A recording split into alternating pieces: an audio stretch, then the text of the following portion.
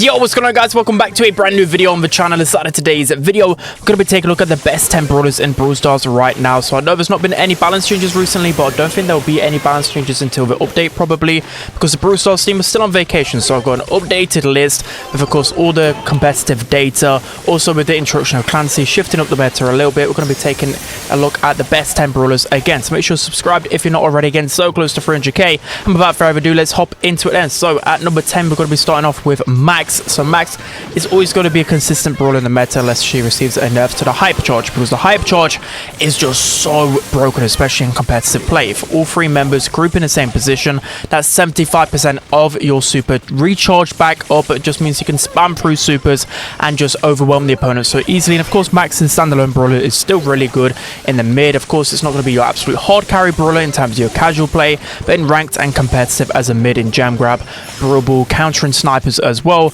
There's a lot of versatility to Max, which easily makes her a top 10 brawler. So just before we jump into the 9th best brawler in the game right now, there's a few honorable mentions which easily could have made, I would say, at least top 10. So we're going to be starting off with Gene. So Gene, of course, has always been pretty solid in the meta. He's just really good at knockout, bounty, and as a gem carry in gem grab. You've also got Angelo, who's just missing out on top 10, mainly because the meta doesn't really suit him so much. The nerfs have creeped up to him a little bit, and his hyper charge isn't really effective whatsoever.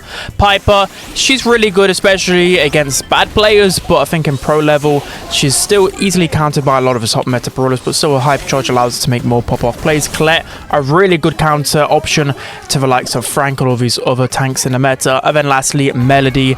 Again, I think if like overtuned brawlers like Meg and some other top brawlers were nerfed, I think Melody would still easily be a top 10 brawler.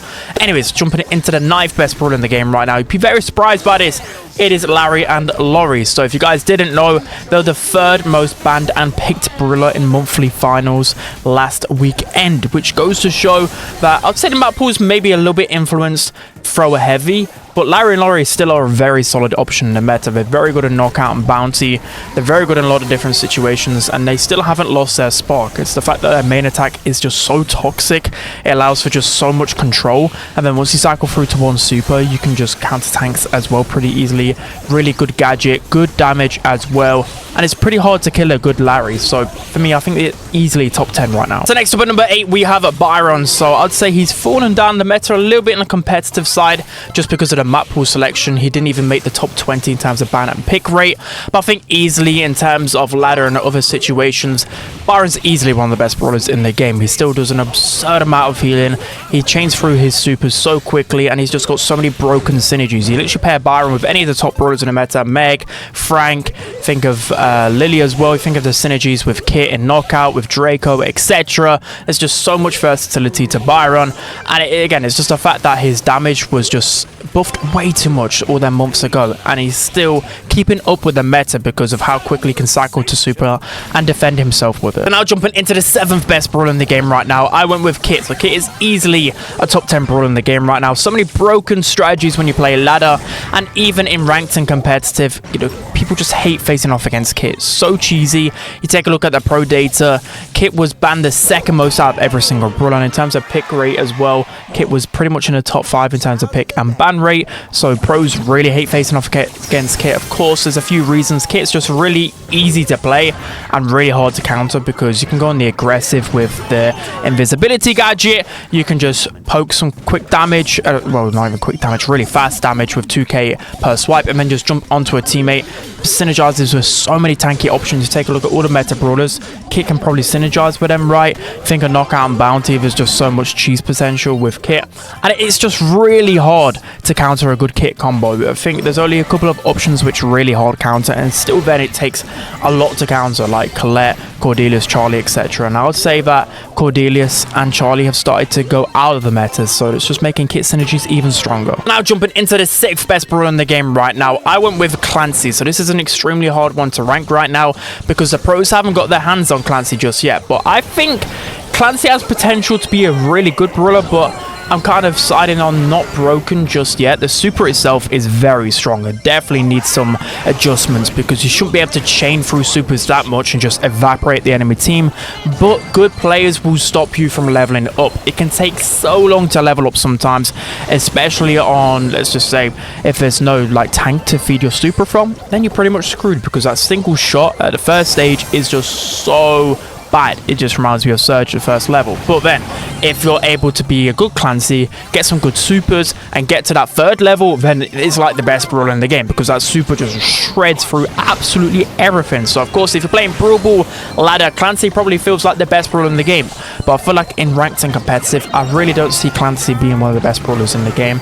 I think he's like A tier minimum, borderline S tier, but we'll see where he settles in the meta once he's available in ranked and also teams start scrimming with him. So now jumping into the 5th best brawler in the game right now, I went with a Lily. So the nerfs actually did a lot more to Lily than I anticipated all them weeks ago. Of course, I went on vacation. When I came back, I've actually realized that the Lily interactions definitely have changed a lot. You can't just go in brainlessly and just with every single interaction. You still need a little bit of leniency, but at the same time, you've got that gadget, which is just the most broken gadget in the game to bail you out of situations. Use it offensively, defensively. The best way to use it normally is to use your super to go in, and when you're about to die, just pop your gadget and just run away. You cheat there 3-4 times if you're using an extra gadget gear as well, which you should do with Lily. But again, in competitive play, she was only in the like top 15 in terms of pick and ban rate, but that's because she's really good at the end of draft. But when you take a look at like bounty, knockout, all of those game modes where snipers are good in, Lily's going to crush through everything. But the big problem with Lily is that there's just too much Meg and Frank and Gail in the meta, which counter her a bit too much, but I still think she's an insane brawler in the meta. Guys, jumping into the 4th best brawler in the game right now, I went with Berry. So Berry is easily a top 5 brawler in the game right now. It's because it takes a little while getting used to how to play him, how to synergize with certain compositions, but once you get it on lockdown and start to really learn Berry, he's absolutely broken. So you're not going to look at him as any kind of typical thrower. Most throwers, you go for damage, right? You're not really supporting your team, but of course with Berry, you're pretty much looking to support your team at every single opportunity, constantly give him heals, constantly cycling through to your supers, and then once you get a super, use it on your teammate, and you should be able to keep cycling over and over again, and that just allows you to overwhelm the opposition. And obviously, like, casuals don't really understand that because they're just looking to play Dynamite and try and carry the game. But Berry, trust me, is insane. So in terms of ban rate, he was the most banned brawler in monthly finals, and he was the 4th most picked and banned brawler, going to show pros really heavily think that Berry is strong. It's mainly because he has so many broken strategies. You think of any healer that, of course, overheals too much, you know, think of Byron, of course, literally months ago, one of the most picked brawlers in the game. Think of Poco and past metas. It's Berry meta here. He just heals so much that the opponents just can't deal enough damage to keep up with the healing. So he's just completely broken right now. All right, guys, jumping into the 3rd best brawler in the game right now, we have Gail. So you might be a little bit surprised by this, but competitive data shows he was the 2nd most banned and picked brawler in monthly finals. But not only that, we knew how strong Gail was already for weeks now because of the bug or feature. I don't even know. They didn't really claim it was a rework to Gail's super. I think the hypercharge messed it up a little bit. I think it's still a bug. But anyways, essentially Gail's super a lot of the time will deal like double the damage, at least 2.4k damage if you're a bit closer to the opponents. If you've got the damage gear active as well, it's going to get closer to 3k damage, which is insane for a super which you pretty much cannot miss, and you can just snipe people across the map with it as well. Of course, you got the hypercharge as well, which really helps him counter those assassins even harder and just make game-changing plays with that hypercharge. And I just think overall he's just so hard to push into. You've got the slow star power, which probably is the better one again now. He also counters so many of the meta brawlers, counters Meg, really good matchup against Frank, Lily, etc, etc. And Gail's just getting even better. Could even be the 2nd best brawler in the game right now. I think he's so insanely strong. Okay, so now jumping into the 2nd best brawler in the game right now, I went with Frank. So there will be some people that will say that Frank is overrated. Of course, you cannot just pick Frank as the 1st pick in ranked if you play a lot of ranked, because he's going to get countered.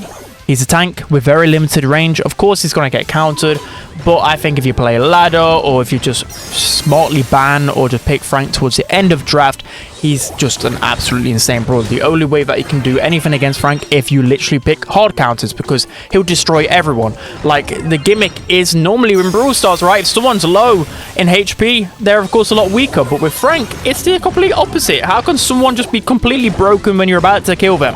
It makes you kind of think about how you approach situations with Frank completely different to every other brawler in the game. Of course, he just deals insane damage. You use power grab with him. You can use the extra damage gadget as well if you want, and the damage is absurd. The hypercharge can cycle through so incredibly quickly, and the fact that you charge this for literally taking damage is absolutely insane. So of course, he definitely needs a bit of a nerf right now. He's still just completely cracked. Okay, so now we're jumping into the best brawler in the game right now. Zero debates whatsoever. Nobody's even close to Meg in the meta right now. So of course, because Frank and Lily received some emergency nerfs not too long ago, Meg just catapulted above them, and she's completely broken. The damage rework that they did to her was insane. So if you guys missed it, they made her range a little bit shorter, but doubled the projectiles, nerfed the damage per projectile a little bit, but that doesn't make up for the amount of damage she deals.